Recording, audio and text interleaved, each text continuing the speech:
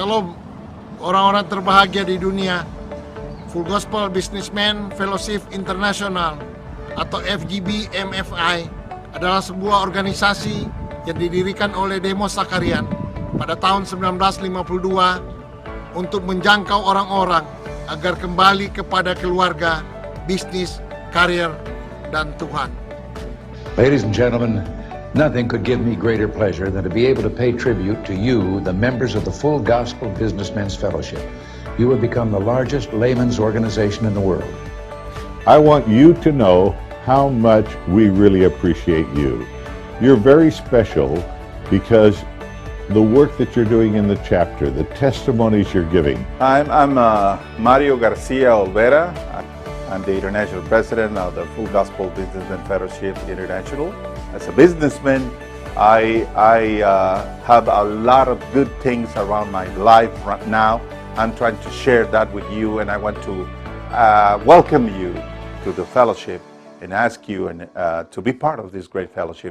FGB MFI Indonesia dimulai tahun 1976 dan berkembang hingga berbagai kota di Indonesia dan telah banyak memberkati keluarga.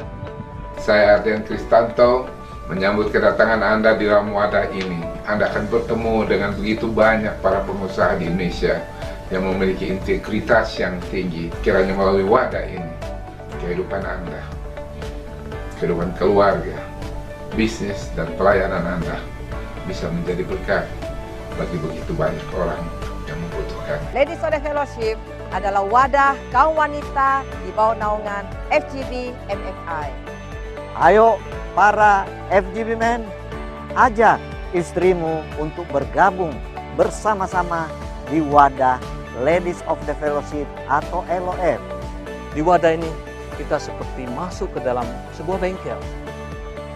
Kita di dalam dipoles, diperbaiki, dipulihkan sehingga ketika kita siap untuk pergi, siap untuk melayani, dan siap memberi dampak bagi bangsa dan negara ini. FGB MFI merupakan organisasi yang sangat tepat buat kita semua para pengusaha muda. Baik Anda yang datang dari kalangan profesional maupun entrepreneur, dengan memiliki lebih dari 8.000 member pengusaha di seluruh Indonesia maupun 80.000 para pengusaha member yang tersebar di lebih dari 130 negara di seluruh dunia. Anda dapat memperluas network Anda di dalam dunia bisnis melalui wadah ini. Menampingi perjalanan organisasi ini dengan kesaksian pria-pria dan wanita yang memberikan inspirasi bagi kehidupan masa kini. Di MFI Indonesia berpartner dengan pertama Palang Merah Indonesia mengadakan donor darah secara rutin.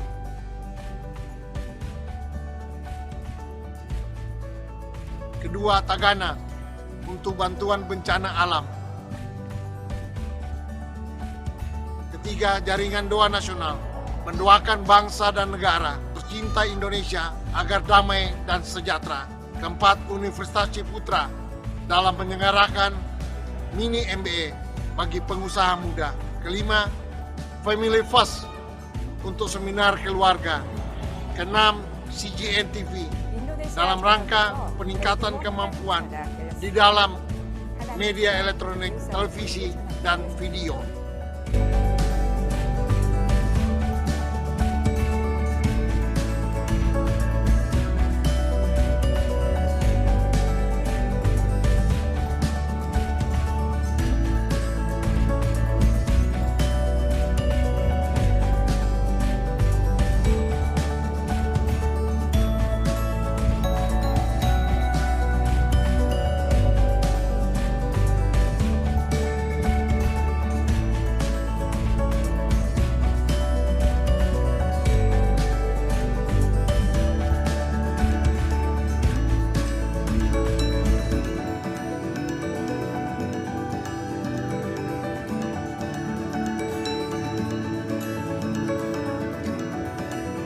Informasi selengkapnya kunjungi website kami.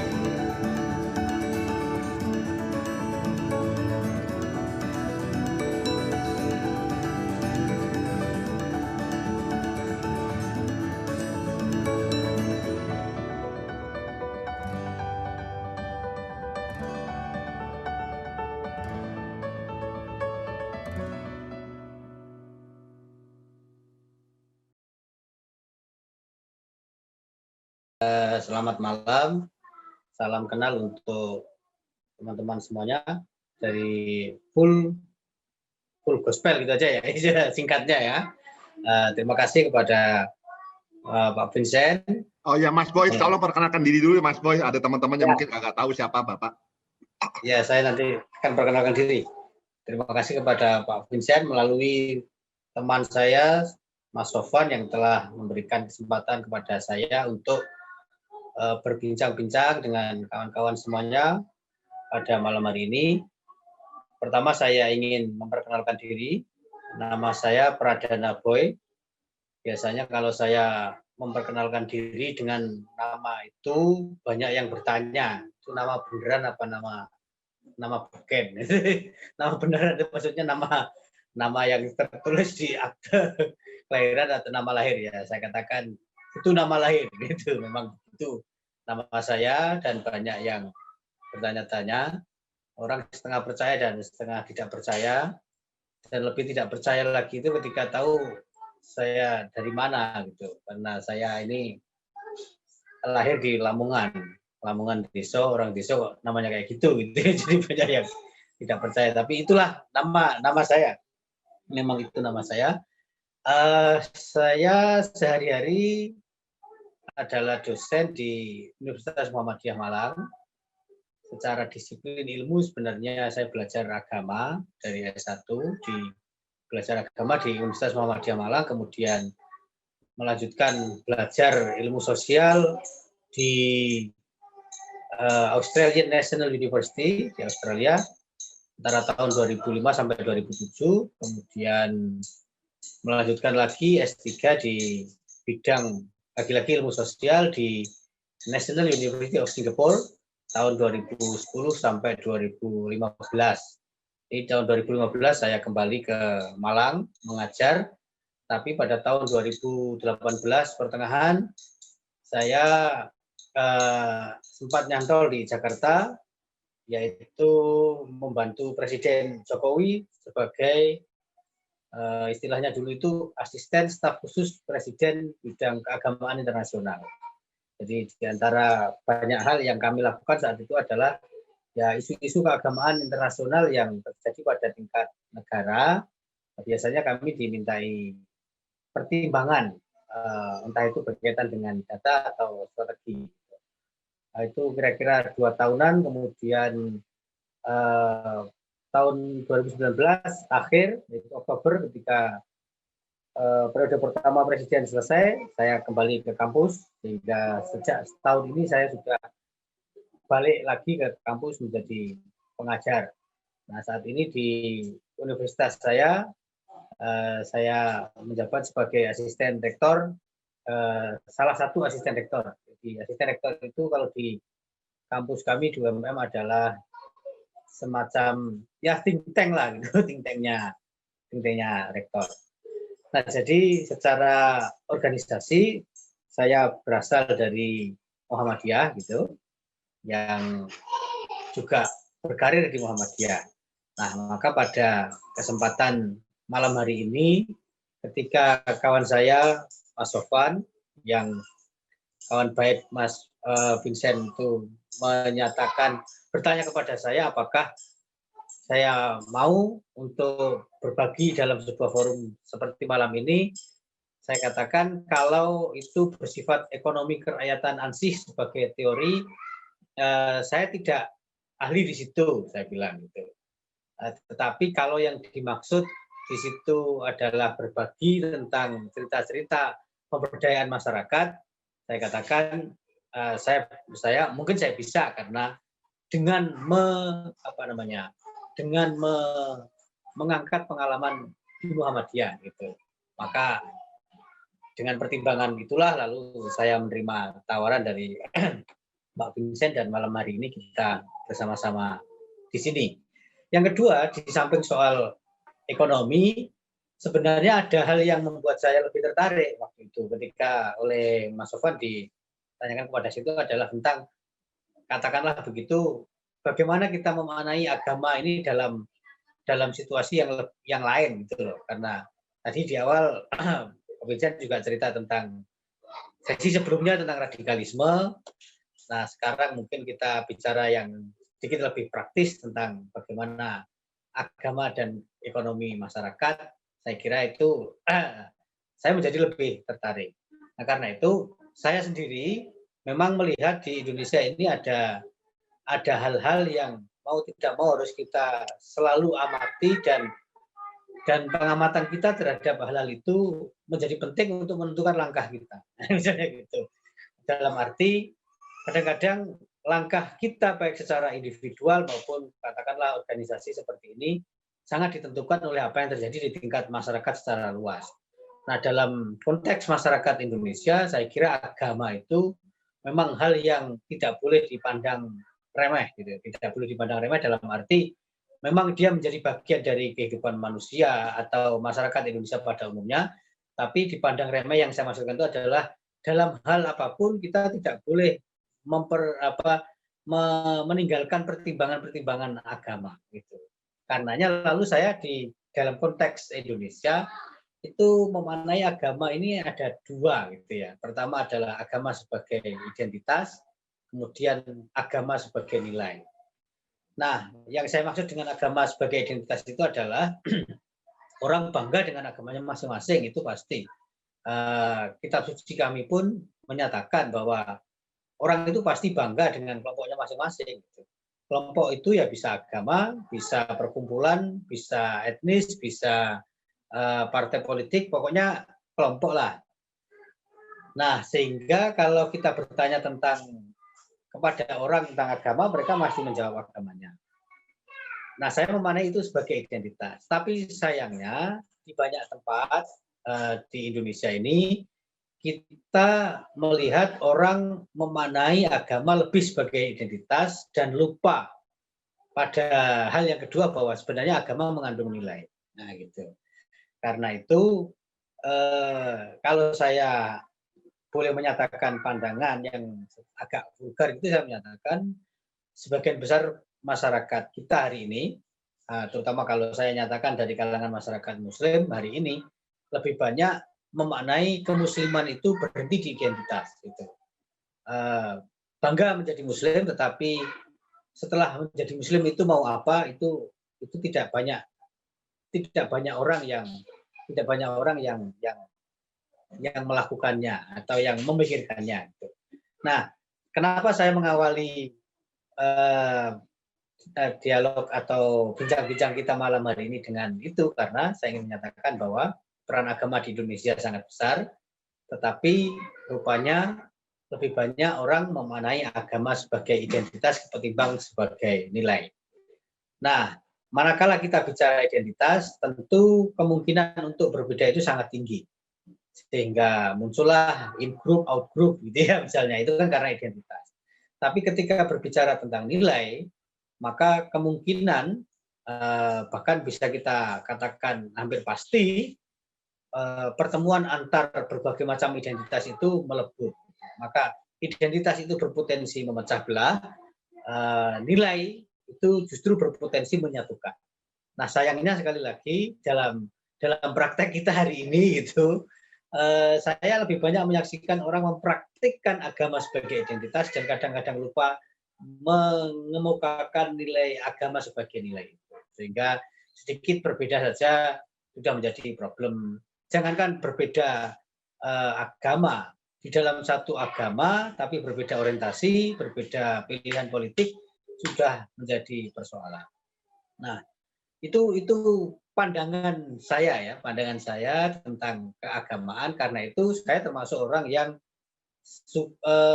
setuju dengan pandangan tentang keragaman dan sulit berpikir atau sulit menemukan jawaban ketika ada manusia menolak keragaman.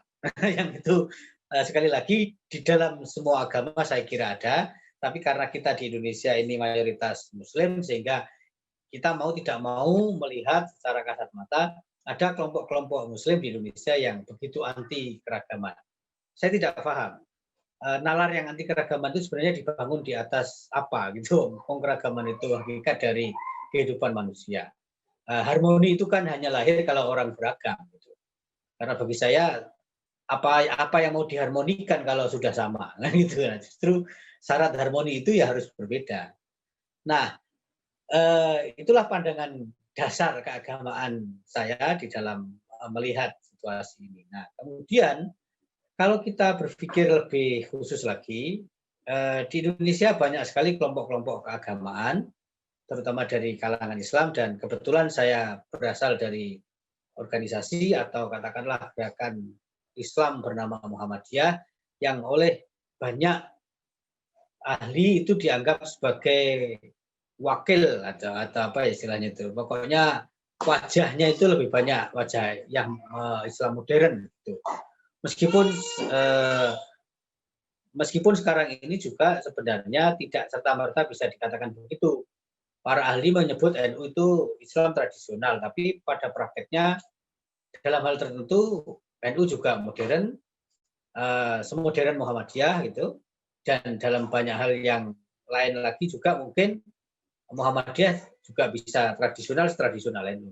Tetapi para ahli itu menyebut begitu. Nah, saya berasal dari Muhammadiyah. Sedikit yang ingin saya sampaikan tentang Muhammadiyah adalah kebetulan hari ini, 18 November ini adalah, kok ya kebetulan banget ya, peringatan kelahiran Muhammadiyah yang ke-108. Jadi tadi satu hari tadi itu istilahnya kami itu peringatan kelahiran itu milad ya, milad itu bahasa Arab yang artinya hari kelahiran. Hari ini tadi anggota Muhammadiyah se-Indonesia merayakan peringatan Muhammadiyah yang ke-108.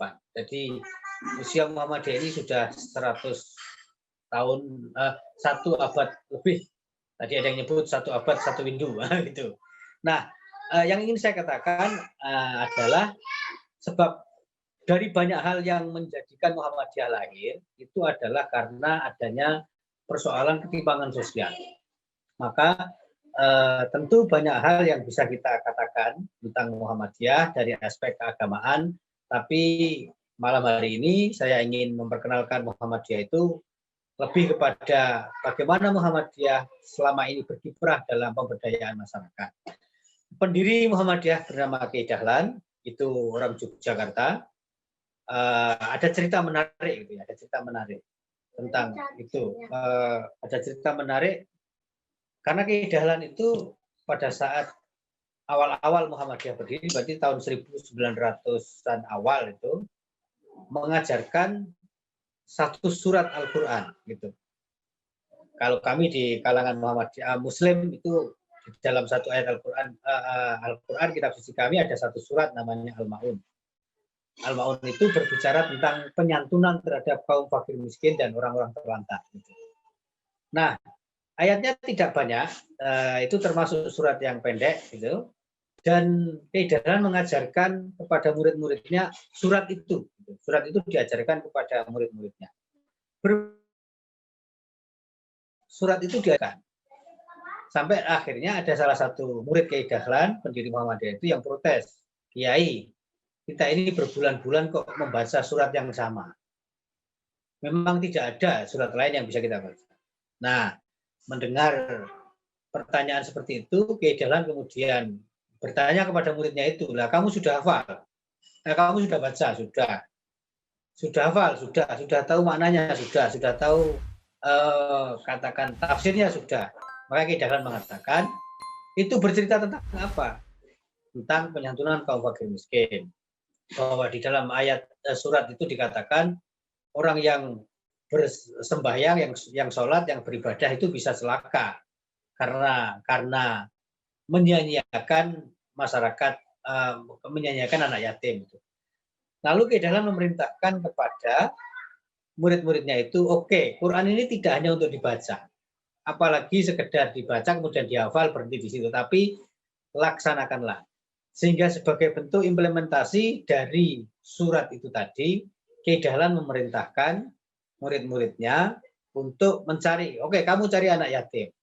Kamu cari fakir miskin, mandikan, beri pakaian yang layak, kemudian sekolahkan, rawat, dia ambil sebagai anak asuhmu, dan seterusnya. Cerita ini sangat populer di kalangan kami di Muhammadiyah dan menjadi spirit gerakan sosial di dalam Muhammadiyah, dan kami punya satu, ya boleh disebut teori tapi juga bisa disebut sebagai apa ya, satu falsafah itulah kira-kira, yaitu falsafah al-ma'un, penyantunan. Dari situlah lalu Muhammadiyah mendirikan unit sosial yang sampai dengan hari ini masih dipertahankan. Ada yang menyebut itu pada 3 bidang. Pertama adalah feeding, memberi makan, kemudian healing, penyembuhan, kemudian educating. Jadi ternyata surat Al-Quran yang bernama Al-Ma'un itu di tangan seorang alim, seorang ahli agama yang bernama Kiai Dahlan, itu tidak berhenti menjadi ayat yang dibaca berulang-ulang saja, tapi menjadi spirit gerakan sosial. Sehingga healing, feeding, healing, educating tadi itu sebenarnya secara umum merupakan salah satu falsafah pemberdayaan masyarakat di dalam Muhammadiyah yang diinspirasi oleh surat itu tadi. Nah, gitu. Nah, ini berkembang gitu, sehingga Kiai Dahlan mendirikan sekolah di Yogyakarta yang sampai sekarang sekolah itu berkembang, namanya Madrasah Muallimin Muhammadiyah di Jogja. Kemudian panti asuhan, termasuk pada zaman awal dulu Muhammadiyah berdiri itu Kiai Dahlan mendirikan yang disebut dengan PKOE gitu ya, karena ejaan lama ya. PKOE itu singkatan dari penolong kesengsaraan umum gitu. Penolong kesengsaraan umum. Nah, dari penolong kesengsaraan umum itu lahirlah tadi kesehatan, feeding, educating tadi. Nah, dalam bidang kesehatan termasuk yang turut serta di dalam gerakan PKU itu adalah Dr. Sutomo gitu. Jadi ternyata Dr. Sutomo ikut dalam gerakan yang dirilis oleh Kiai Dahlan pada tahun 1912 di Jogja itu, dan pada tahun 1920-an Dr. Sutomo memimpin pembukaan sebuah klinik di Surabaya.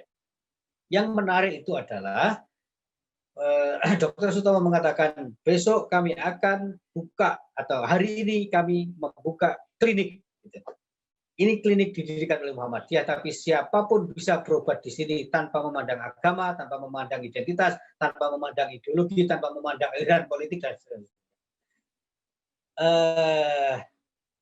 Saya sejujurnya ketika membaca pernyataan itu rasanya malu gitu ya. Malu kenapa? Jadi spirit pemberdayaan masyarakat yang dilaksanakan oleh aktivis-aktivis Muhammadiyah zaman gerakan-gerakan awal itu begitu luar biasa.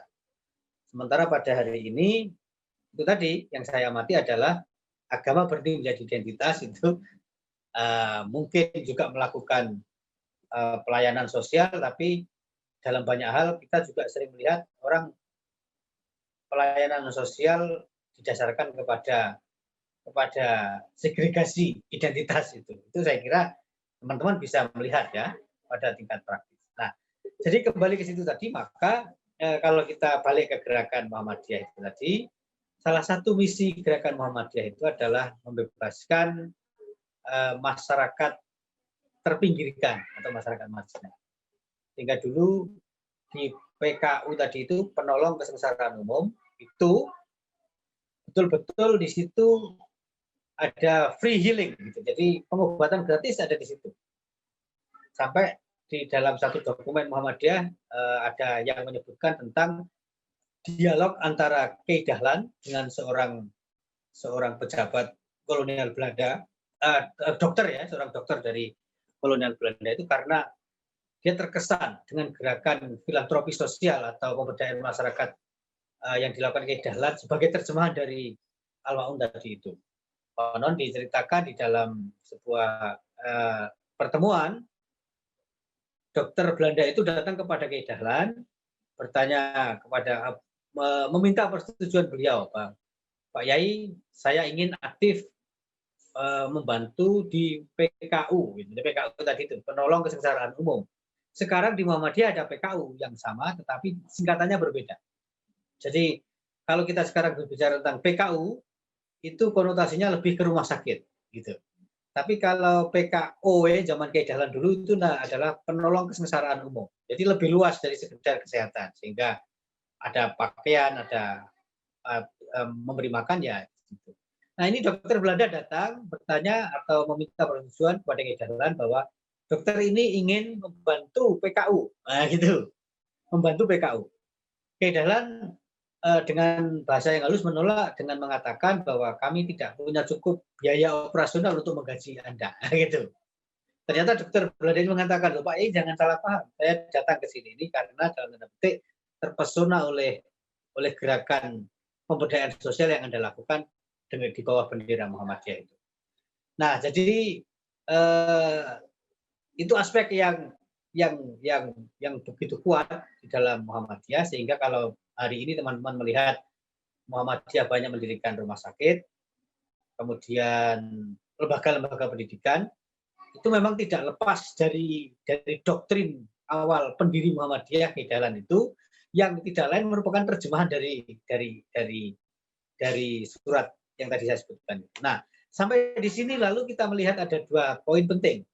Ada 2 contoh penting, yaitu pernyataan Dr. Sutomo yang membuka klinik di Surabaya bahwa klinik ini tidak eksklusif, gitu. Siapapun kalau memang tidak punya uang ya berobatlah ke sini dan kami akan memberikan pengobatan secara gratis. Satu sisi, di sisi lain ada dokter Belanda, gitu, yang tentu secara agama berbeda dengan Kiai Dahlan dan pengikut Muhammadiyah, tapi dengan sukarela mengatakan saya ingin membantu dan tidak usah dipikirkan gaji saya, bahkan saya akan memberikan subsidi obat di PKU Muhammadiyah yang didirikan Kiai Dahlan. Di situ ada 2 arah yang berbeda itu.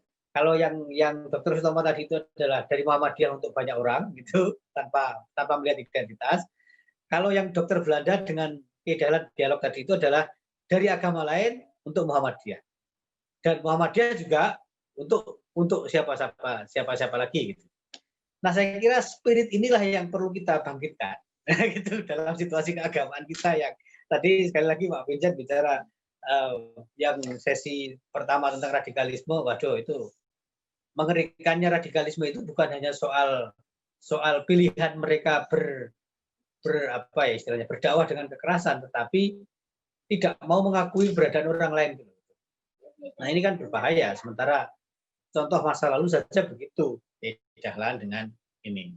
Nah, maka kalau kita bicara tentang hari ini, sebenarnya Muhammadiyah bergerak di situ, lebih banyak bergerak di situ, meskipun aspek-aspek pemikiran keagamaan juga menjadi perhatian. Misalnya, jadi bagi teman-teman yang belum banyak mengenal Muhammadiyah ini strukturnya seperti negara. Itu struktur ya, saya bicara struktur. Di Jakarta, di tingkat nasional maksud saya, itu ada namanya pimpinan pusat. 2. Pimpinan pusat itu berpusat di 2 kota, yaitu di Yogyakarta, karena memang Yogyakarta itu ibu kota Muhammadiyah, karena kelahirannya Muhammadiyah, ada di Jakarta. Nah, kemudian di provinsi ada juga kepengurusan namanya pimpinan wilayah, dan sampai ke bawah, sampai di desa. Nah, di dalam kepengurusan itu ada, ya kalau di dalam struktur negara kan ada kementerian. Nah, di dalam Muhammadiyah kementerian itu namanya majelis. Nah, gitu. Nah, di Muhammadiyah ada namanya Majelis Pemberdayaan Masyarakat. Jadi, kalau kita berpikir sekali lagi tentang pemihakan Muhammadiyah terhadap kelompok masyarakat terpinggirkan tadi itu sampai sekarang masih menjadi, kalau boleh disebut sebagai istilah saja ya, bukan berarti bisnis beneran, tapi core bisnis Muhammadiyah itu ya, core sosial bisnisnya Muhammadiyah itu ya pemberdayaan masyarakat, sehingga ada Majelis Pemberdayaan Masyarakat yang saya lihat aktivitasnya juga sangat beragam, termasuk diantaranya adalah membantu petani-petani, kemudian mendampingi petani, bahkan dulu ada namanya, sebelum bernama Majelis Pemberdayaan Masyarakat, itu namanya dulu sangat eksplisit, yaitu Lembaga Pemberdayaan Buruh, Tani, dan Nelayan. Nah, itu. Namanya itu, Lembaga Pemberdayaan Buruh, Tani, dan Nelayan. Bagi sebagian orang dari luar, Muhammadiyah memang kelihatan elitis karena dianggap yang bisa menerima gagasan Muhammadiyah itu adalah kalangan perkotaan. Ada analisis begitu. Tetapi begitu melihat di dalamnya ada Majelis Pemberdayaan Masyarakat, ada dulu pernah namanya Pemberdayaan Buruh, Tani, dan Nelayan, maka sebenarnya kita lalu bisa mengetahui bahwa memang core bisnis Muhammadiyah itu ya pemberdayaan masyarakat. Lalu ini implementasi lagi dari ajaran Islam adalah itu tentang zakat ya, zakat. Ada lembaga lagi, persis seperti negara lah. Negara ada kementerian, ada lembaga. Di Muhammadiyah ada majelis, ada juga lembaga gitu ya. Nah, kami punya lembaga zakat namanya Lazismu, lembaga zakat, amil zakat, infak sedekah. Yang itu belakangan ini saya melihat yang dilakukan oleh kawan-kawan di pengelola Lazismu atau lembaga zakat yang Muhammadiyah itu adalah mereka mengorientasikan penerima zakat itu kepada istilah dalam Islam itu ada belakangan disebut dengan zakat produktif. Jadi zakat produktif itu adalah bagian-bagian tertentu yang biasanya ya tentu berupa uang ya, diberikan kepada kelompok-kelompok masyarakat yang memerlukan, masyarakat yang marginal katakanlah begitu, terpinggirkan secara sosial dan ekonomi, kemudian diberikan pendampingan untuk keahlian-keahlian tertentu, dan dengan modal itu tadi lalu mereka melakukan pemberdayaan diri.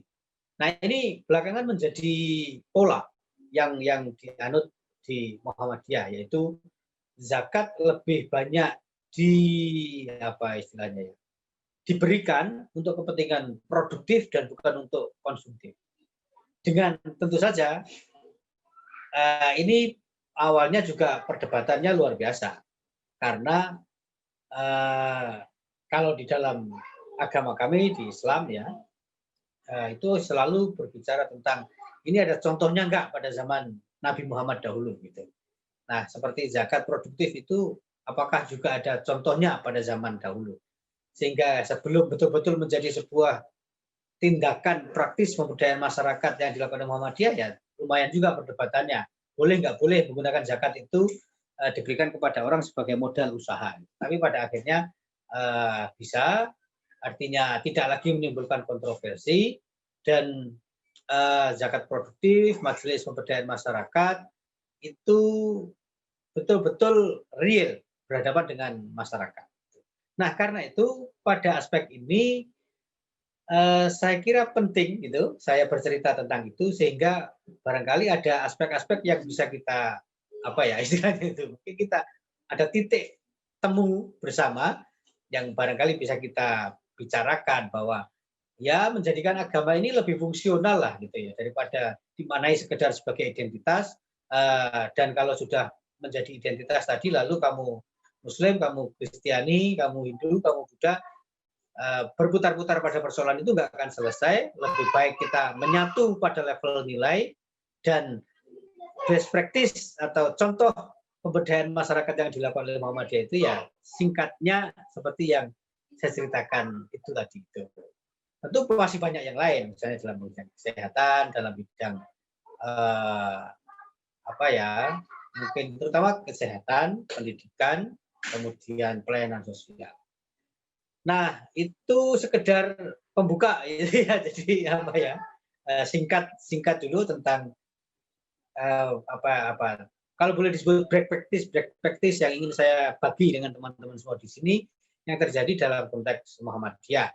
Dan tentu saja ini bersifat nationwide karena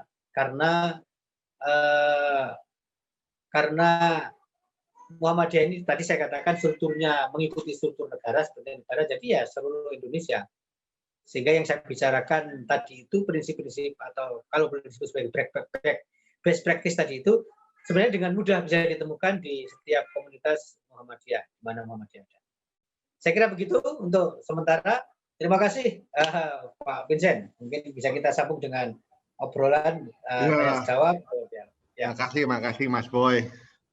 Ya, thank you very much. Ada sharing yang luar biasa bahwa akhirnya kita tahu soalnya banyak orang di sini lebih kenal NU ketimbang Muhammadiyah, Pak. Iya gitu. Ya, kan? Tapi rekan-rekan pengusaha lebih baik kenal Muhammadiyah kan. Iya. Oke, saya gini aja teman-teman kita buka aja ruang ngobrolan tanya jawab. Ya, sebenarnya saya juga mau tanya nih Pak. Tadi kan Bapak ngomong katanya ini kan orang HRS, banyak yang Muhammadiyah, banyak yang sepaham dengan HRS. Nah, itu kenapa kok bisa gitu, Pak? Oke. Jadi kalau balik ke situ nggak apa-apa. tadi maunya nggak ngomongin itu ya, tapi oke. Jadi di awal tadi kan saya mengatakan para ahli tentang gerakan Islam itu mengatakan Muhammadiyah itu gerakan Islam modern, gitu ya. NU itu gerakan Islam tradisional, gitu. Gerakan Islam modern seperti Muhammadiyah itu salah satu cirinya adalah tidak akrab dengan kebudayaan. Sementara NU sangat akrab dengan tradisi dan kebudayaan. Sehingga di masyarakat, kalau gampang saja, ada kawan saya dari Amerika, dari Eropa, belajar Islam di kampus saya di Universitas Muhammadiyah Malang. Tinggal di Malang, tinggal di Batu. Satu ketika dia tanya, aku mengamati kok ada masjid yang ada habis ada azan, kemudian ada nyanyinya. Masjid yang situ kok tidak? Gitu. Itu kan hal sepele mungkin bagi kita yang Muslim, tapi bagi orang lain menjadi sangat penting. Maka saya jelaskan, ya itu tadi.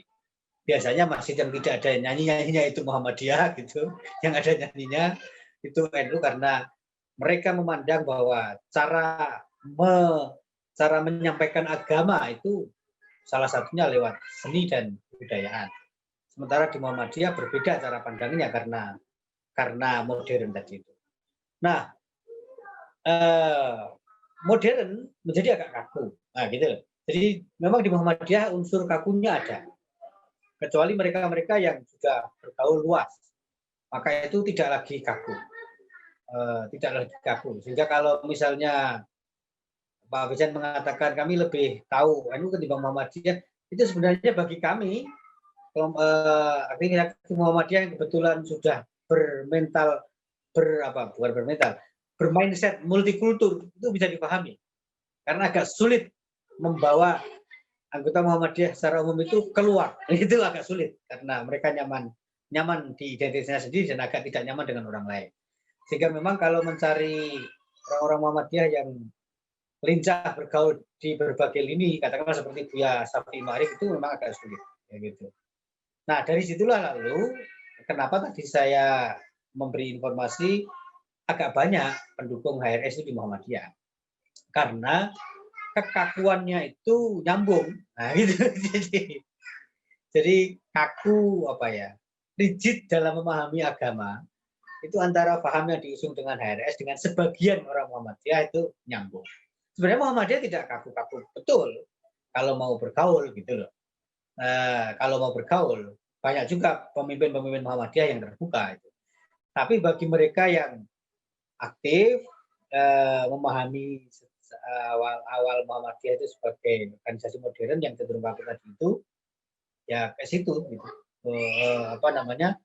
Jalurnya ke lebih menyukai hal-hal yang bersifat keras, yang bersifat hitam putih ketimbang hal-hal yang bersifat katakanlah fleksibel. Misalnya begini,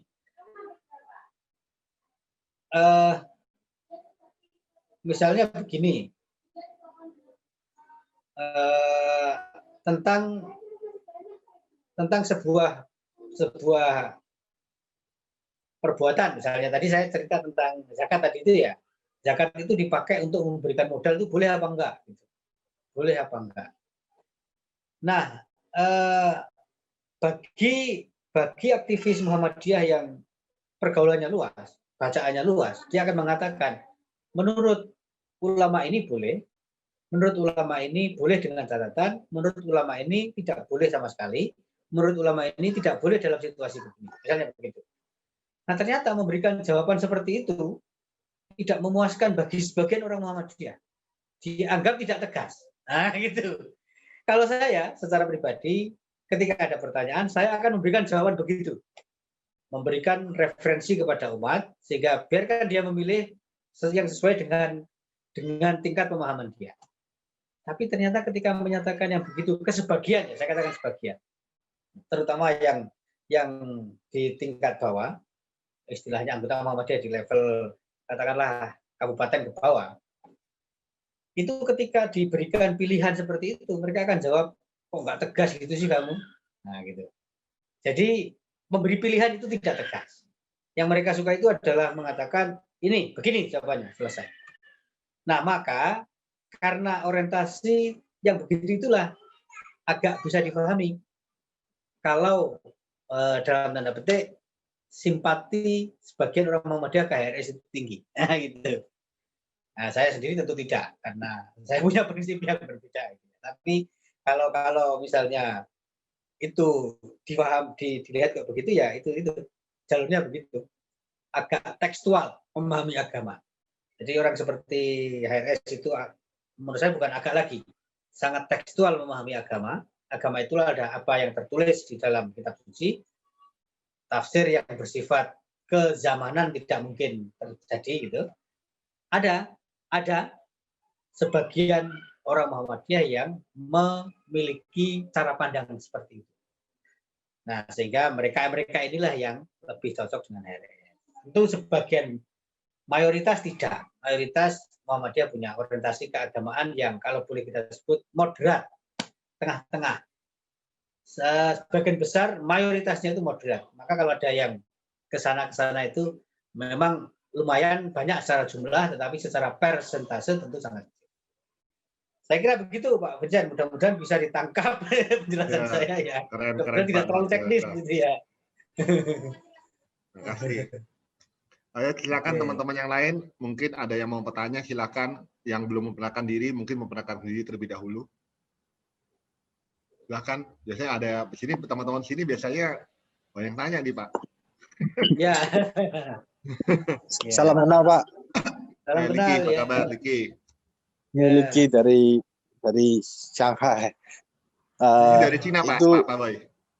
Oke. Menanggapi nyambung tadi jawaban Bapak Pak. Jadi kalau ada yang agak Muhammadiyah yang keras, tapi secara general Muhammadiyah itu kan moderat. Ya, jadi apakah dalam apa dari kepemimpinan Muhammadiyah untuk menetralisirkan yang agak keras itu Pak? Apa yang kaku itu Pak? Apa ada upaya-upaya khusus atau memang dibiarkan aja terserah mereka mau pilih mana? Ada Pak itu, dan termasuk di antara yang terlibat dalam menetralisir yang begitu itu ya saya gitu. Jadi biasanya kita punya apa namanya usaha, punya upaya, punya program ya, karena bagaimanapun namanya. Jadi saya selalu, jadi Muhammadiyah itu apa? Kalau saya boleh sebut itu ada 3 dimensi gitu ya. Pertama sebagai pemikiran, kedua sebagai gerakan. Tadi yang saya ceritakan tentang pemberdayaan masyarakat dan seterusnya itu gerakan. Sehingga siapapun bisa melakukannya gitu. Dan tidak harus menjadi Muhammadiyah untuk melakukan gerakan itu gitu. Karena sebagai sebuah gerakan kemanusiaan, humanitarian aid misalnya, Muhammadiyah punya Muhammadiyah Disaster Management Center. Itu singkatannya MDMC, dan selalu responsif di dalam penanggulangan bencana. Jadi ada itu. Tapi juga yang ketiga organisasi, Pak. Nah, maka ini blended gitu, tiga-tiganya. Sehingga kalau ada yang pikirannya kok berbeda dengan pikiran Muhammadiyah, maka ini secara organisasi harus ditertibkan. Nah, gitu. Karena ini bukan semata-mata kumpulan pemikiran, tapi juga kumpulan organisasi. Nah, bagaimana cara melakukan netralisasi itu? Salah satunya yang memberikan penjelasan kepada mereka bahwa beragama, misalnya keidalan ya, kalau keidalan sebagai pendiri Muhammadiyah itu ditanya muridnya, beragama itu apa Kiai? Justru keidalan itu main biola. Itu jadi kita membayangkan zaman itu ketika orang sangat fanatik beragama, hal-hal yang berbau barat dianggap kafiran, dan siapa yang menjalankan dari barat itu sama dengan kafir. Keidalan ketika ditanya muridnya itu, beragama itu apa sih Pak Yai? Dia main biola gitu.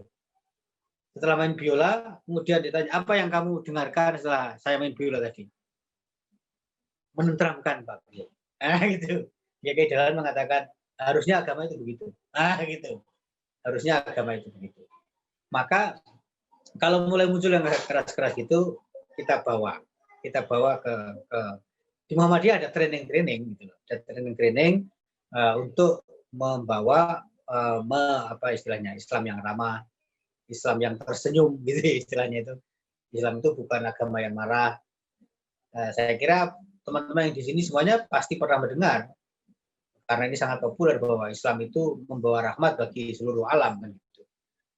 Dan saya ketika menerjemahkan perkataan itu kan rumusan teori. Teori itu tidak akan menjadi nyata kalau tidak diterjemahkan oleh agen. Gitu. Sehingga Islam sebagai rahmat bagi alam itu selamanya menjadi teori kalau tidak diterjemahkan.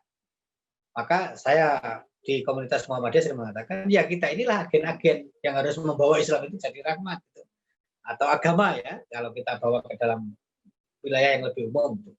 Jadi kita bawa ke situ, sehingga tolong beragama itu jangan semangatnya nantemin orang gitu. Jadi kan ya lucu. Beragama tapi semangatnya adalah nantemin orang. Beragama tapi semangatnya berbeda dengan orang lain. Memang kami sendiri sering mendapatkan pertanyaan-pertanyaan sulit kalau sudah berkaitan dengan yang begitu, yang keras-keras itu, karena ya mungkin media juga ya, misalnya pelaku teror itu lalu katanya pernah sekolah di Muhammadiyah. Pelaku radikalisme itu katanya pernah sekolah di Muhammadiyah. Tapi saya sendiri pernah melakukan penelitian dan saya menemukan biasanya kalau mereka memang secara intrinsik dirinya itu punya aspirasi sangat terhadap kekerasan, biasanya nggak kekerasan di Muhammadiyah.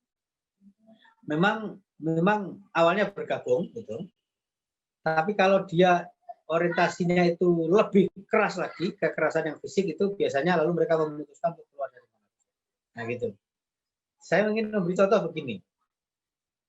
Trio Bali Bomber, nah itu dari Lamongan ya, jadi tidak jauh dari tempat kelahiran saya itu sebenarnya lahir dari tradisi Muhammadiyah, gitu. Sehingga Amrozi, kemudian kakaknya namanya Mukhlas, adiknya namanya Ali Imron itu semuanya sekolah di Muhammadiyah awalnya gitu.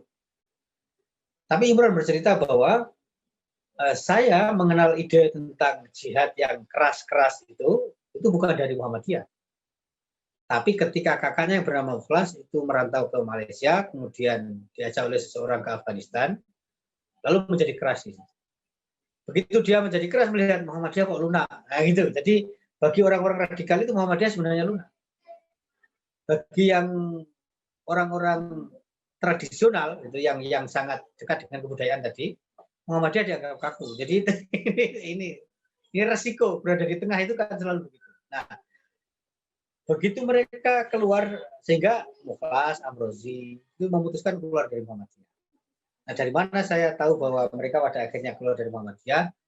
Karena kakaknya itu ditanya, dibilang, Mas, sampean itu kok tetap di Muhammadiyah saja sih? Mbok ikut aku. Lalu kakaknya bilang, ikut kamu apa maksudnya? Saya ini Muhammadiyah itu tadi saya ceritakan, nggak tegas. Muhammadiyah itu kurang keras. Muhammadiyah itu banci. Ngomong tentang negara masih ikut. Nah, mestinya negara kayak gitu itu dilawan. Nah, gitu. Nah itu ternyata tumbuhnya di luar Muhammadiyah. Sehingga contoh tentang Amrozi dan adik-adik bersaudara tadi itu, memang mereka tumbuh dalam lingkungan Muhammadiyah, tapi seandainya mereka tidak keluar itu dalam arti ideologi, ya gak akan menjadi keras seperti itu. Karena ternyata yang membuat mereka keras itu pendidikan di Afghanistan. Jadi yang dan itu mereka bercerita sendiri beberapa. Nah, jadi balik ke pertanyaan tadi itu, kami punya mekanisme, kami punya program dan bekerja sama juga dengan pemerintah untuk melunakkan yang keras-keras itu, gitu ya. Melunakkan yang keras-keras itu, karena sekali lagi beragama itu bukan soal keras-kerasan, tapi itu tadi ibaratnya dalam tadi adalah main biola itu. Nah, agama kok tidak menentramkan kan ya persoalan. Nah, Muhammadiyah itu misinya ke situ, tapi penerjemahannya lebih banyak ke aksi sosial. Nah, saya kira gitu respon saya. Terima kasih Pak. Ya, terima kasih. Ini satu lagi pertanyaan tambahan Pak. Jadi apa Ya, bisa silakan. disimpulkan bahwa kalau Muhammadiyah secara organisasi menerima Pancasila dan Bhinneka Tunggal Ika, Pak? Apa bisa Oh disimpulkan ya, begitu? ya, betul sekali. Bahkan kami punya program dalam bahasa kami itu kan punya apa kongres ya, kongres 5 tahunan. Mestinya kongres yang terakhir itu 2020 ini di Solo, tapi karena COVID jadi kita undur sampai mungkin 2022 gitu. Nah, kongres 5 tahunan itu istilahnya muktamar. Muktamar kami terakhir itu di Makassar. Nah, rekomendasi dan bahkan boleh disebut sebagai program unggulan Muhammadiyah yang dihasilkan dari kongres atau muktamar Makassar itu adalah Muhammadiyah mengeluarkan satu dokumen yang dalam bahasa Arab itu judulnya adalah mendeklarasikan Indonesia dan Pancasila sebagai Darul Ahdi wa Sahadah. Dalam bahasa Arab begitu. Darul Ahdi itu artinya Muhammadiyah mengakui Indonesia itu adalah tanah perjanjian. Nah, itu tanah perjanjian. Wa Sahadah, Sahadah itu artinya tanah kita melakukan persaksian, berarti maknanya ya di Indonesia inilah kita tanah yang tempat kita mengikat janji dan sekaligus tempat kita untuk mendedikasikan diri kita, khidmat pelayanan kita kepada masyarakat itu ya di Indonesia ini. Sehingga kalau sudah tentang Pancasila, Muhammadiyah sudah tidak ada pertanyaan. Nah, gitu. Sudah tidak ada pertanyaan. Muhammadiyah menerima Pancasila sebagai national consensus. Muhammadiyah menerima Pancasila sebagai kristalisasi nilai agama dalam wujud kebijaksanaan lokal bangsa Indonesia. Itu saja. Jadi betul Pak, Muhammadiyah tidak ada pertanyaan lagi tentang Pancasila. Menerima secara total dan bahkan bersaksi bahwa Indonesia ini tanah persaksian dan tanah kita mengikat janji. Begitu Pak. Mantap, mantap. Terima kasih Pak. Mantap banget Pak. Malam Pak Pradana. Malam Pak. Iya, mau izin tanya nih Pak. Ya silakan. Saya dan kami semua di Full Gospel Businessman Fellowship International ini kan backgroundnya rata-rata pengusaha Pak. Nah ya, ini betul, Pak. Dalam 1 tahun belakang karena corona ini kan pemerintah juga menggenjot terus terkait pemulihan ekonomi nasional Pak. Nah untuk program unggulan Muhammadiyah di bidang perekonomian 1 tahun 2 tahun mendatang ini apa Pak? Yang terkait karena tadi kan basicnya saya dengarkan Pak Dahlan itu kan ikut masuk dalam perekonomian ya, mengembangkan Muhammadiyah organisasi Muhammadiyah ini backgroundnya itu beliau itu di perekonomian juga. Lah kalau zaman sekarang ini kegiatan Muhammadiyah program unggulannya di ekonomi untuk memajukan di tengah yang hampir mau resesi ini Indonesia ini seperti apa Pak? Mungkin bisa kasih insight ke kami. Ini juga ada teman saya nih dari aktivis dari NU juga nih Pak Ade Permana nih hadir. Saya sering sharing dengan beliau terkait dari bagaimana tuh NU anak-anak yang masih muda-muda di NU menggiatkan ekonomi secara nasional itu melalui PBNU-nya atau mungkin ansornya atau bansernya seperti apa itu. Nanti mungkin bisa sharing juga nih Mas Ade Permana. Ya, terima kasih Pak. Ya, saya kira menarik sekali ini pertanyaannya. Jadi kalau saya bercerita ke belakang sedikit lagi, sebenarnya Muhammadiyah itu pada generasi awalnya itu didominasi oleh kaum saudagar. Itu. Jadi etos dagang di Muhammadiyah generasi awal itu luar biasa. Memang lalu terjadi pergeseran ketika lebih banyak aktivis Muhammadiyah menjadi bagian dari birokrasi, ya sederhananya menjadi PNS itu. Lalu para peneliti tentang Muhammadiyah itu melihat ada pergeseran etos bisnis atau etos ekonomi di Muhammadiyah dari saudagar menjadi pegawai. Nah itu. Jadi itu sebenarnya menarik sekali. Dahlan sendiri saudagar batik itu dan kemana-mana jualan batik sambil itu tadi jualan batik dan jualan ide itu jualan ide pemberdayaan masyarakat. Nah yang sekarang bagaimana? Saya lihat ini di beberapa tempat fokus pada pangan, kemandirian pangan. Jadi melalui majelis pemberdayaan masyarakat tadi itu, saya lihat kok lebih banyak ini menyentuh pertanian, gitu, pertanian. Sehingga di sebuah tempat ada komunitas betul-betul, kalau tidak salah itu singkatannya JTM. Nah, bahkan ada kumpulannya, Jaringan Tani Muhammadiyah. Itu ada, itu Jaringan Tani Muhammadiyah. Di Jawa Timur ada, misalnya. Misalnya di salah satu tempat saya mendengar dan melihat juga, mereka membudidayakan pisang itu loh, pisang apa? Cavendish ya, pisang Cavendish. Dan itu berhasil dan lalu anggota-anggota Muhammadiyah ke situ gitu. Lalu ada misalnya saya lihat ada yang menggerakkan dalam bidang pangan, ini apa namanya, ternak itu, ternak. Misalnya di Blitar itu ada satu aktivis Muhammadiyah yang dia kebetulan pokoknya bos ternak mungkin di Jawa, di Jawa Timur lah, itu dia. Nah, bahkan beberapa teman mengatakan ya termasuk pengatur harga itu ya di Blitar itu. Nah, dia melakukan diseminasi, katakanlah ya apa ya istilahnya dalam ekonomi itu, stimulasi gitu, stimulan. Jadi dia mengajari petani-petani atau peternak-peternak Muhammadiyah yang lain supaya lebih mandiri dan supaya lebih serius, atau kalau tidak tahu tekniknya diajari. Pokoknya ada dunia pertanian, ada peternakan. Kemudian juga saya lihat ya tentu retail itu juga, misalnya dulu Muhammadiyah itu pernah punya jaringan, ya kalau sekarang namanya yang populer kan Alfamart, Indomaret itu. Dulu Muhammadiyah sebelum lahirnya yang begitu-begitu itu justru dulu punya namanya markas. Jadi markas itu sebenarnya bahasa Arab artinya pusat, tapi markas itu lalu dijadikan nama jaringan retail Muhammadiyah di Indonesia. Tapi kayaknya itu tidak cukup berjalan.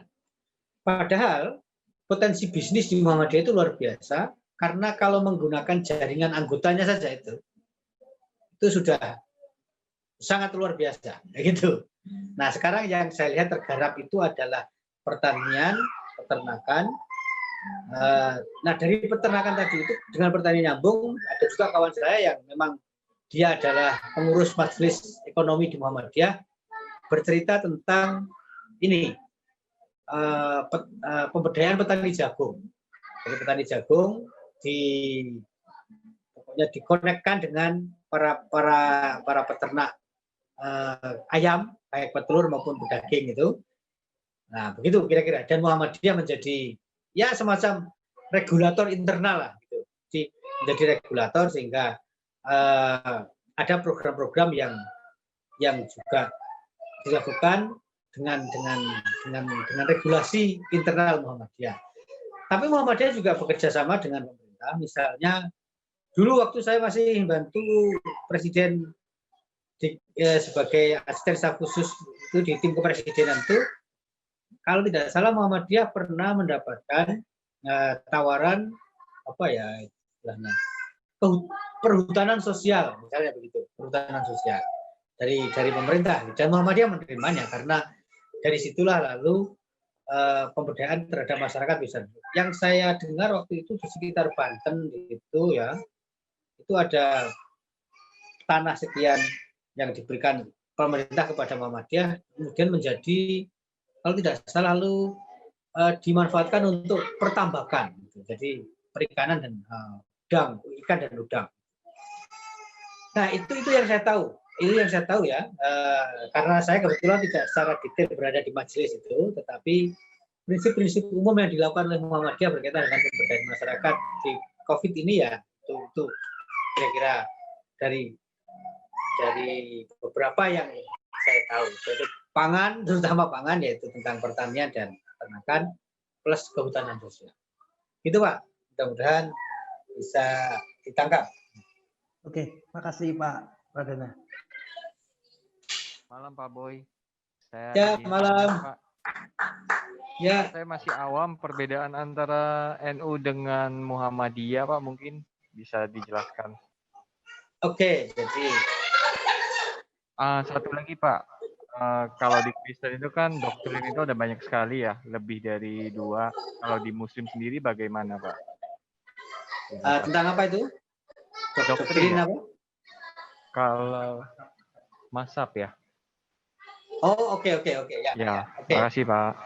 Baik, jadi sebenarnya kalau kita bicara NU dan Muhammadiyah itu ya beda ya sama. Kalau saya ngomong gitu ya. Samanya itu adalah sama-sama kelompok Islam tengahan. Istilahnya moderat ya. Sehingga yang keras-keras itu pasti tidak. Enggak. Makanya tadi saya bicara tentang Pancasila itu pada wilayah itu NU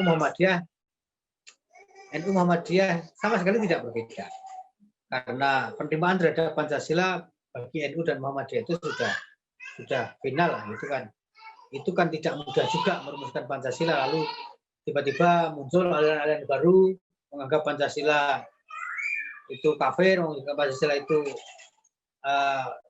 lain-lain, itu kan jadi nggak benar. Jadi secara posisi keagamaan NU Muhammadiyah ini tengah. Secara paham kebangsaan NU Muhammadiyah sama-sama pendukung Pancasila. Itu makanya para pengamat itu biasanya kan aktivis banget gitu. Setengah dari persoalan bangsa ini akan selesai kalau NU Muhammadiyah bekerja sama. Gitu. Selesai. Nah, tetapi ada juga berbeda dalam hal, menurut saya orientasinya sama. Orientasinya adalah pada pemberdayaan masyarakat, orientasinya pada kemakmuran, yang dalam bahasa agama kami itu namanya baldatun thayyibatun warabun ghafur, negara yang tentram, adil, makmur. Saya kira orientasinya sama. Tapi dalam mencapai orientasi itu, Muhammadiyah dan NU menempuh strategi yang berbeda. Nah, kira-kira begitu saja. Nah, perbedaannya misalnya dalam paham keagamaan tadi posisinya tengahan, tapi oleh para pengamat, meskipun ini juga belakangan tidak persis begitu, tapi sekedar sebagai pengantar ya, orang menganggap, balik lagi tadi saya jelaskan kan, Muhammadiyah itu lebih cocok dengan ide-ide Islam yang modern, sehingga istilahnya modern. Nah, ciri modern itu apa? Misalnya tidak terlalu akrab dengan kebudayaan. Sementara NU itu sering disebut sebagai Islam tradisional, meskipun juga tidak sepenuhnya begitu, tapi ini sekedar penyebutan untuk menggambarkan kategori ya. Dan punya kedekatan yang luar biasa terhadap tradisi atau kebudayaan. Sehingga ada forum-forum kebudayaan yang itu Muhammadiyah tidak. Gitu saja. Secara pendidikan, Muhammadiyah lebih banyak dikenal sebagai pendiri lembaga-lembaga pendidikan yang berorientasi sekolahan ya. Sementara NU lebih dikenal sebagai penggerak lembaga pendidikan yang bernama pesantren. Nah, gitu. Meskipun lagi-lagi ini juga gambarnya mulai saling mendekat. Mulai saling mendekat itu maksud saya di Muhammadiyah mulai banyak didirikan pesantren. Dan NU yang sudah punya pesantren banyak mulai banyak mendirikan universitas. Nah, gitu. Jadi sebenarnya ya beda ya sama. Tapi intinya adalah saya kok sangat optimis dan setuju bahwa pilar penjaga NKRI dari kalangan umat Islam itu ya Muhammadiyah dan NU. Gitu. Sehingga kalau dua ini sudah bersepaham tentang banyak hal, yang kecil-kecil baru datang itu tidak terlalu merisaukan. Maka ada gerakan-gerakan apa, revolusi akhlak atau semuanya apalah namanya itu riak-riak. Kalau NU dan Muhammadiyah sudah bersepaham dalam satu posisi, saya kira tidak akan tergoyahkan. Dan apa ya, patok pasaknya NKRI itu ya dua organisasi ini secara dari kelompok Islam ya maksud saya. Dari kelompok Islam, patoknya NKRI ya dua ini. Yang lain-lain. Jadi saya optimis lah sepanjang dua ini bisa sama-sama menyadari tentang perannya masing-masing kok. Masa depan kita masih cerah. Gitu Pak. Jadi ya beda ya sama dengan penjelasan seperti itu. Silakan, barangkali masih ada. Oh ya, tentang doktrin tadi ya. Kalau di dalam Islam itu secara umum ada dua juga. Secara umum itu namanya Islam Sunni, Islam Sunni. Kemudian ada namanya Islam Syiah. Islam Sunni Indonesia itu pada umumnya menganut Islam Sunni. Sementara Syiah itu lebih banyak dianut oleh Islam yang di Iran, Iran. Itu ya secara ininya. Nah, di dalam masing-masing itu pasti ada perbedaan-perbedaan tentang mazhab hukum. Jadi doktrin hukumnya ada banyak. Mungkin pernah mendengar tentang mazhab Syafi'i, mazhab Maliki, Hambali, Hanafi. Itu sebenarnya aliran hukumnya. Karena di dalam Islam ini memang aturan hukum itu sangat banyak dan masing-masing punya pandangan. Dan masing-masing pandangan itu sebenarnya merupakan pemahaman mereka terhadap kitab suci. Begitu saja. Dan orang-orang itu tidak saling bersitegang. Justru pengikutnya. Jadi ketegangan itu biasanya antar pengikut, bukan antar pemimpin. Nah, jadi secara singkat begitulah, meskipun tentu tidak sesederhana itu. Kalau sudah masuk ya, ternyata wajah Islam kok tidak tunggal. Nah, kan ya begitu. Begitu Pak, jawaban dari saya. Mungkin masih ada yang lain, saya persilakan. Izin Pak Boy, mungkin saya juga tertarik Pak untuk mau diskusi. Kembali lagi, saya terima kasih Pak Boy sudah sampaikan masukan terkait dengan Muhammadiyah. Jadi saya juga jadi memahami bagaimana Muhammadiyah yang seperti yang tadi Pak Boy sampaikan. Terlepas dari itu, memang saya ngelihat saya juga beberapa teman-teman saya juga ada yang dari Persis, ya, dan kemudian bahkan saya sempat nginep di rumah kawan saya yang memang adalah di Tasikmalaya, yang juga salah satu petinggi Persis di Tasikmalaya. Kemudian juga beberapa kawan-kawan NU. Ini memang menarik Pak, dan saya memang merindukan kesempatan untuk bisa berdiskusi, berdialog seperti ini. Ada forum yang menyebatani diskusi seperti ini, karena kembali lagi Pak, seperti tadi yang Bapak sampaikan, ada identitas, ada prinsip, ya kan. Sebenarnya bagi saya kita semuanya sama-sama adalah saudara, kita adalah sama-sama makhluk ciptaan Tuhan. Dan setelah saya terjun ke HR pun, saya percaya bahwa setiap manusia itu punya maksud dan tujuannya kenapa kita diciptakan, ya kan. Artinya nggak ada yang namanya Superman, nggak ada yang namanya Wonder Woman, itu semuanya ada di komik. Artinya kenapa Tuhan ciptakan manusia banyak sekali, supaya kita bisa saling bekerja sama, supaya kita bisa saling menutupi kelemahan yang satu dengan yang lain, ya. Karena ini kekuatan kita memberikan manfaat buat orang lain, ya kan, atau membantu kelemahan orang lain. Ini juga merupakan salah satu aspek yang saya tangkap dari inti besaran dari pekerjaan HR sendiri, Pak. Nah, related dengan dengan diskusi tadi, dan memang masih nyambung sih Pak dengan apa yang Pak Andreas tadi sampaikan, ya, related dengan ekonomi kerakyatan. Jadi saya melihat bahwa memang kondisi pandemik ini kan bukan sesuatu yang bukan sesuatu yang mudah ya Pak ya. Kembali lagi, ekonomi kita secara perekonomian pasti sudah banyak negara yang jatuh, ya kan. Kemudian pengangguran juga bertambah banyak, lapangan pekerjaan juga banyak yang tertutup, ya kan. Nah, saya cuma mau bertanya sama Pak Boy, dalam konteks mungkin Pak Boy mewakili Muhammadiyah sendiri, bagaimana mensinergikan Pak secara real, artinya secara real, bentuk apa yang bisa kita kerjasamakan, ya, dalam mengatasi kemungkinan terburuk yang bisa terjadi buat Indonesia sendiri sih Pak. Ya, terima kasih Pak Domi. Jadi kalau saya perhatikan ya, karena di Muhammadiyah ini, jadi Muhammadiyah sebagai organisasi dengan struktur seperti negara tadi itu punya program, dan ada universitas-universitas. Kalau saya tidak salah ingat, itu ada sekitar 72 universitas Muhammadiyah seluruh Indonesia.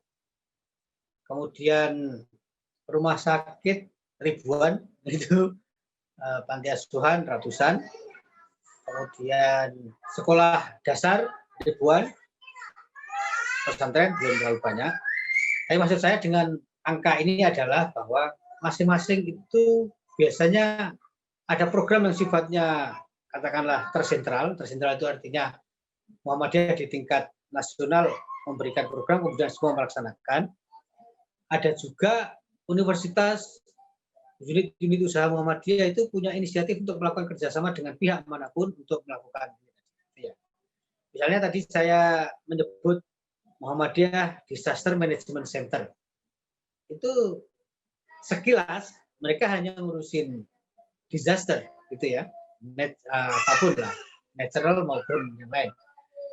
Tapi ternyata mereka juga bergerak karena ada kawan saya yang memang mengurusi itu secara langsung. Post disaster itu juga bagian dari yang mereka lakukan. Nah, gitu.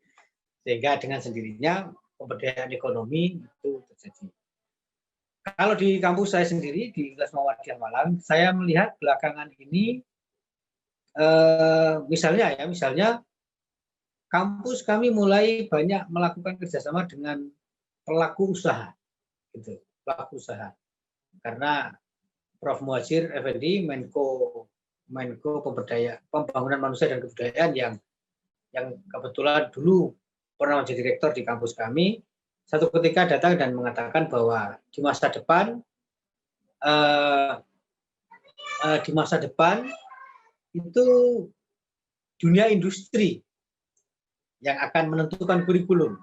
Begitu. Jadi kurikulum pendidikan kalau disetting sendiri oleh para ahli pendidikan mungkin tidak nyambung dengan dunia nyata.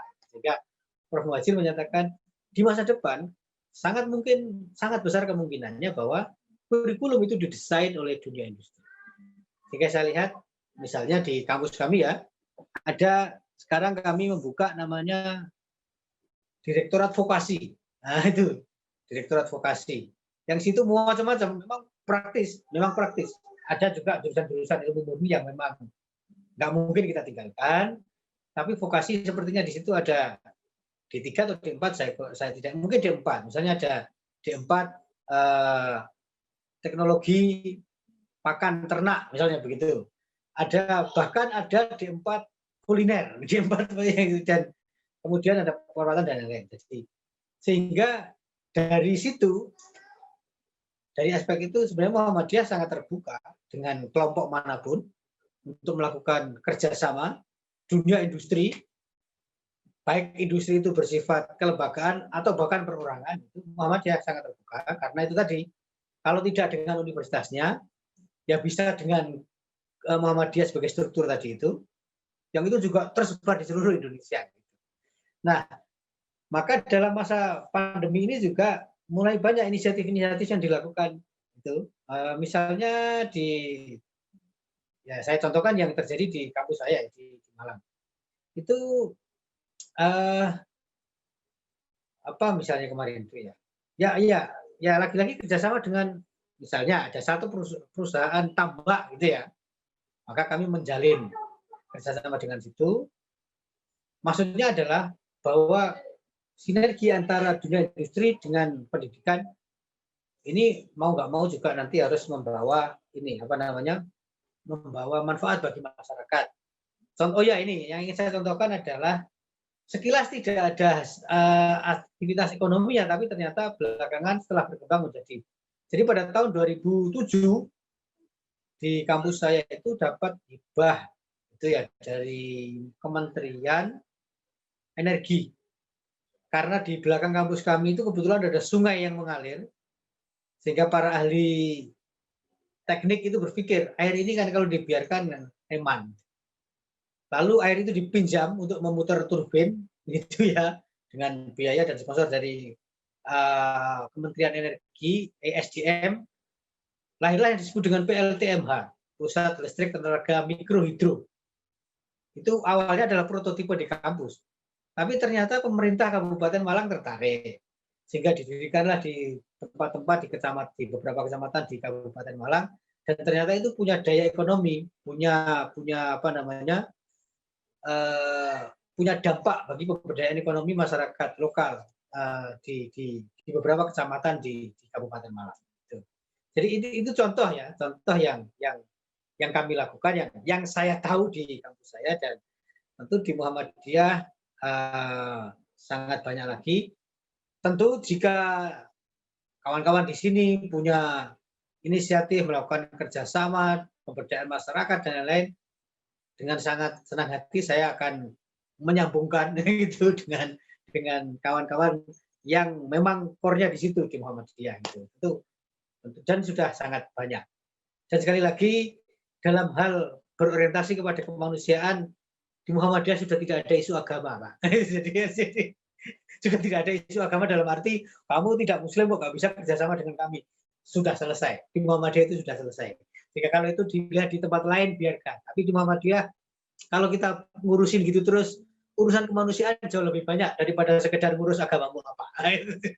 Dan di Muhammadiyah sudah selesai. Gitu. Jadi saya kira Bapak Ibu teman-teman semua yang mau berkunjung ke Muhammadiyah, silahkan, kami akan terima dengan tangan terbuka dan insya Allah akan nyaman, akan nyaman. Karena ada cerita juga ini sebelum saya akhiri untuk jawaban ini. Ya.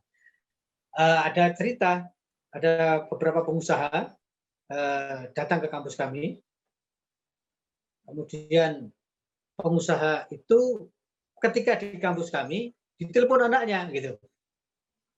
Kepada anaknya dia mengatakan, saya sedang di kampus Universitas Muhammadiyah Malang. Nah, anaknya itu dari seberang sana nelpon itu berteriak, Pak, Papa sudah siap mati kah datang ke Muhammadiyah itu? Jadi, loh, kenapa? Loh, jadi ternyata di luar sana persepsi tentang Muhammadiyah itu adalah gerakan Islam garis keras, memahami jihad itu adalah membunuh, sehingga ketika ada orang datang ke sebuah universitas yang dimiliki oleh Muhammadiyah, segera saja keluarganya mengkhawatirkan. Untungnya kawan pengusaha ini lalu mengatakan, saya di sini baik-baik saja, saya diterima dengan sangat terbuka dan ternyata modern sekali Muhammadiyah ini, gitu. Lalu dari situlah terbuka pintu banyak hal yang bisa kita lakukan. Jadi intinya adalah karena tidak saling kenal.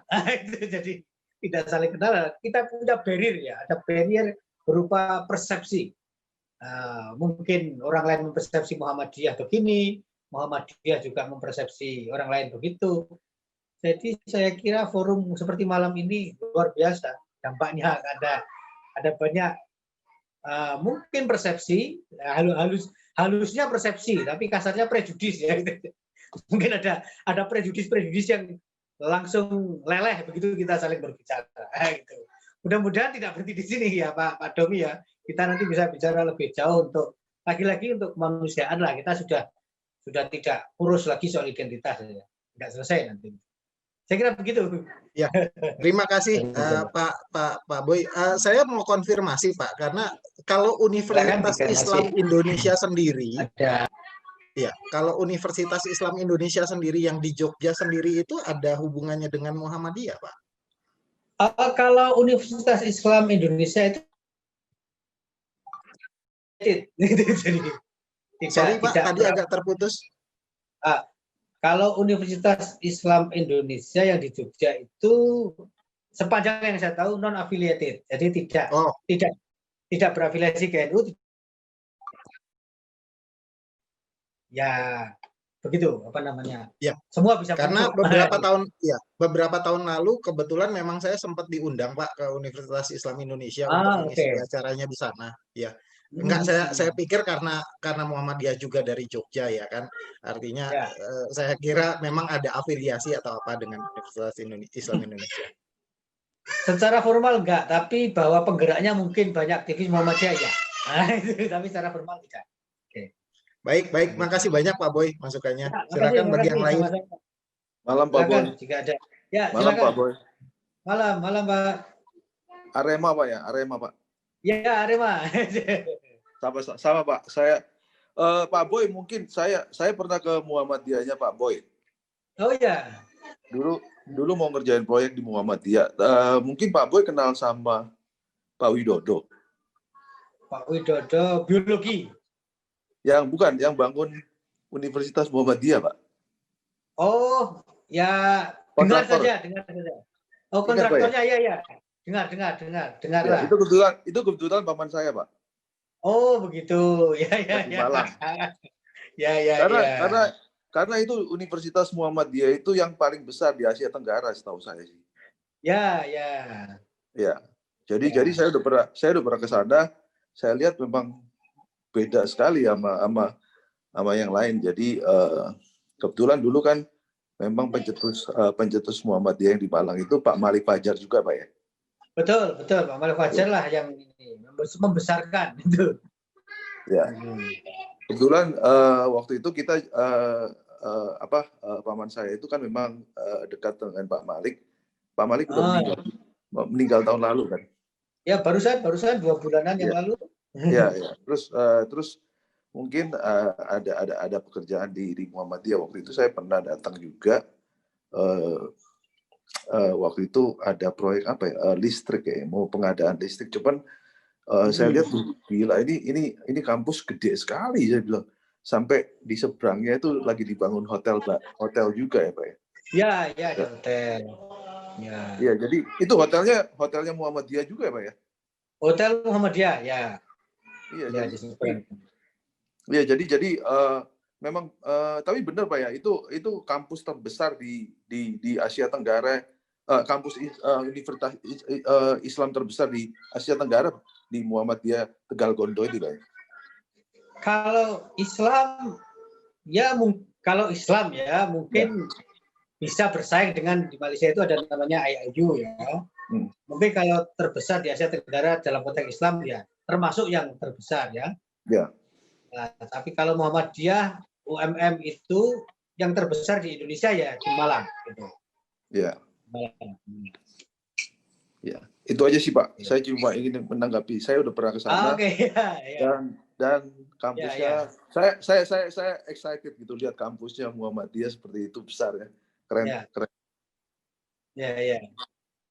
Ya. Terima kasih, Pak. Jadi kalau perguruan tinggi universitas itu ada 5 lah yang besar, 5 yang setara Universitas Muhammadiyah di Malang itu di Malang, kemudian di Yogyakarta, kemudian di Surakarta, lalu Jakarta ada 2, Universitas Muhammadiyah Jakarta dan Universitas Muhammadiyah Profesor Hamka. Nah, itu.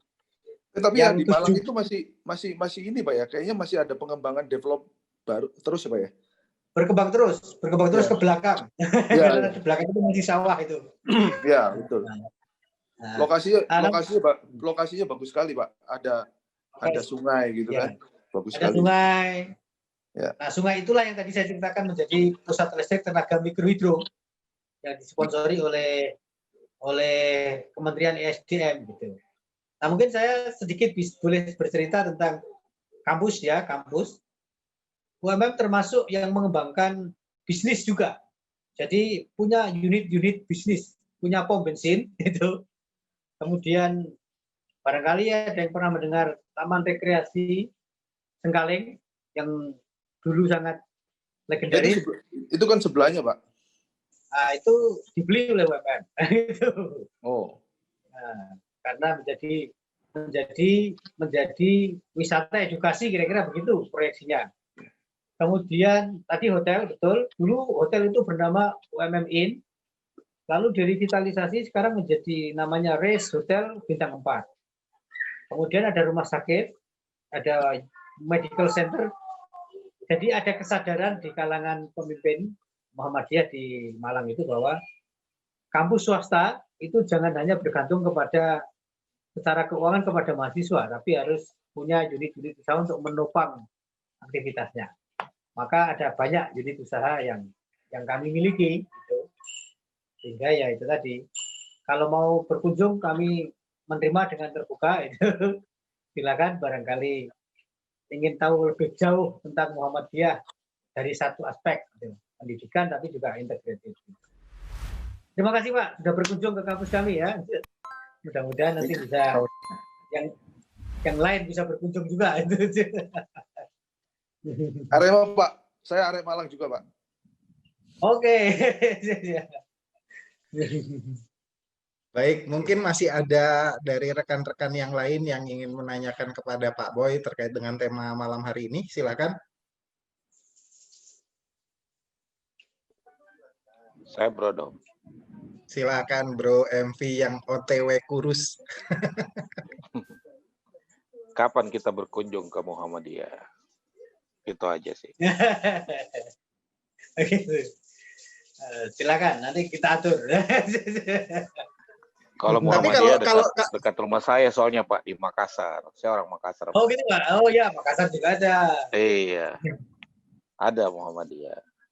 Dulu kalau Pak Boy sendiri memang kalau demo. Iya, kalau Pak Boy sendiri base-nya memang di Malang terus ya Pak ya?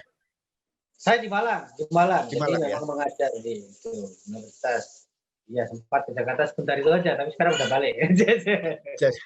Jadi undangannya sudah dilempar sama Pak Boy, Bro Markus. Ya, tinggal kita yang menyambangi ke sana. Kapan? Ayo. Berarti kita land lift pelayanan kita ke Malang, Bro Vincent, awal Januari atau awal tahun. Nah, kita agendakan untuk berkunjung ke Muhammadiyah di Malang. Ini ya udah langsung bikin program ya 2021 ya. Oh iya, langsung. Jadi masih masa pandemik, mentang-mentang baru pulang ini kayaknya habis jalan traveling mau ngulang dia. Iya, nggak apa-apa. Dekat-dekat aja itu. Jadi kita agendakan airlift land lift kita ke Malang, pelayanan di Malang, sekalian kita berkunjung ke Muhammadiyah. Silaturahmi kita dengan Muhammadiyah. Ya betul Pak. Nah, dari silaturahmi ini mungkin saja akan tercipta suatu kerjasama yang baik nanti antara Full Gospel dengan Muhammadiyah. Saya rasa itu Pak. Terima kasih Pak. Ya. Salam buat keluarga Pak Boy. Ya terima kasih Pak. Sangat terbuka. Kami sangat terbuka.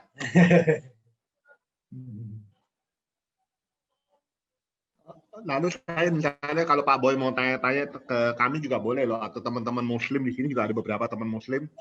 Kalau ada yang mau tanya-tanya tentang kekristenan silakan, nggak apa-apa, dibalik juga nggak apa-apa. Ya intinya saya sangat senang bisa bertemu dalam komunitas ini dan mungkin kita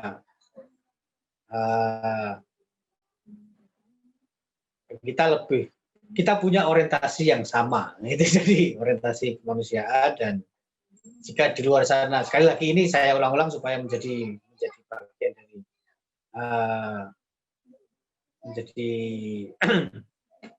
menjadi orientasi kita bersama ya, bahwa kita bicara tentang kemanusiaan lebih awal daripada tentang identitas. Nah, itu aja sih kalau saya, karena benar. Identitas ini yang saya rasa sangat serius belakangan di Indonesia ini ya, identitas itu. Jangankan antar agama, di dalam agama aja, di dalam satu agama aja orang masih saling mencurigai gitu. Nah, ini memang pekerjaan panjang ya. Pekerjaan panjang. Oke, makasih. Kalau nggak ada pertanyaan mungkin nyalakan videonya ya, nyalakan videonya, nanti kemudian kita foto bersama untuk dokumentasi. Silakan teman-teman. Rekan-rekan semuanya, jika tidak ada pertanyaan lagi, mungkin kita bisa ambil dokumentasi foto bersama, bisa minta tolong untuk bisa dinyalakan videonya masing-masing supaya bisa kita share. Oke. Loh ini kok nggak ada yang senyum, bro Raka malah lagi pening gitu kayaknya. Oke Pak. Oke, makasih. Kalau nggak ada pertanyaan kita tutup ya. Kita doa dulu ya Pak Boy ya. Kita doa dulu. Saya akan pimpin dengan agama Kristen, yang mungkin yang bukan agama Kristen silakan doa dengan agama masing-masing. Tuhan, terima kasih Tuhan kesempatan yang Kau berikan pada kami pada hari ini. Kalau pada hari ini Kau sungguh baik ya Bapak, bahwa pada akhirnya sekat-sekat antara agama, sekat-sekat antara suku itu boleh Engkau angkat ya Tuhan. Terima kasih Tuhan, biarlah ini benar-benar membuka mata kami bahwa ada PR-PR yang lebih besar daripada hanya sekedar ikut-ikut mengenai doktrin-doktrin agama ya Tuhan. Bela visi-misi daripada kemanusiaan, misi-misi daripada persatuan, dan misi-misi daripada perdamaian Tuhan tetap menjadi di dalam hati kami. Terima kasih Tuhan Yesus, Kau mau berkati ya Tuhan orang-orang yang hadir di sini, Kau mau terutama ya Tuhan Mas Boy yang menjadi pembicara pada hari ini. Kau mau sertai dia pada aktivitas berikutnya dan kemanapun dia pergi. Terima kasih Tuhan Yesus, kami serahkan acara selanjutnya dalam tangan-Mu. Amin. Amin. Terima kasih Pak Boy. Salam buat keluarga Pak. Ya, ya Pak. Terima kasih. Salam buat teman-teman Muhammadiyah Malang. Ya. Siap. Kami siap menerima kunjungan. Oh, siap Pak. Kami segera buat agenda Pak. Ya. Selamat malam ya, selamat malam Mas Boy. Salam. Ya. Itu dosen Pak ya? Iya Pak, saya dosen. Ya, mengajar. Fakultas apa tuh Pak Boy? Saya fakultas agama. Oh, fakultas agama ya. Tapi belajarnya macam-macam. Tapi ngajarnya di fakultas agama. Itu waktu saya di UI, Pak. Sosial. Ya, waktu kerjasama dengan UI itu related dengan startup juga, Pak. Jadi saya diundang ke sana itu untuk bicara tentang startup juga waktu itu.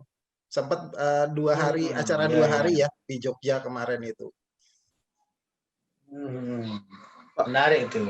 Pak Muhajir. Ya, banyak juga komunitas muda-muda. Pak Menterinya Muhammadiyah ada satu Pak Muhajir Effendi, Pak, yang jadi menteri sekarang, Pak. Dulu bekas rektornya Unmu kan? Ya, rektor setelah Pak Malik. Ya, setelah Pak Malik Fajar. Ya. Pak Malik Fajar, dan ke Pak Muhajir. Nah, setelah itu sekarang baru lagi rektornya. Ya. Thank you Pak. Senang bisa berdiskusi. Oke, baik, terima kasih banyak. Saya merasa mendapat kehormatan. Saya pamit. Ya, terima kasih. Selamat malam berakhir semuanya. Selamat malam semuanya.